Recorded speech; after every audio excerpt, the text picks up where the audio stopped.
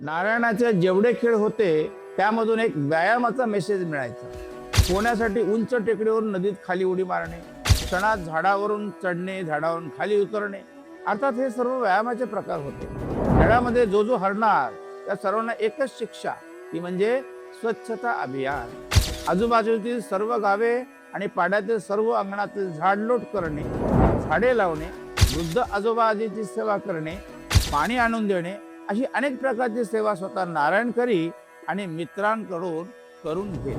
गावात एका ठिकाणी वृद्ध आजीला तिची सून जेवण न देता तिच्याकडून काम करून घ्यायची आणि शिव्या द्यायची। हे सर्व नारायणाने पाहिले आणि मित्रांना बरोबर घेऊन भूतांचे सांगाडे घालून सुनेला वटणीवर आणायचे ठरवले। नारायणाने त्या बाईच्या सासऱ्याच्या आवाजात कठोरपणे दम दिला, मी तुझा सासरा, बरेच महिन्यापासून तुझ्या सासूला तू त्रास देत आहेस, तो प्रकार मी बघत आलोय।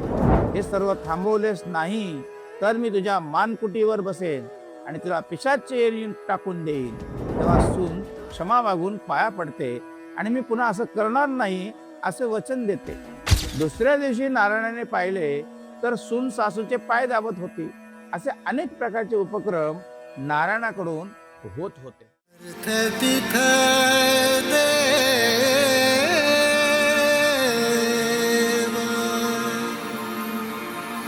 अर्थ तिथ दे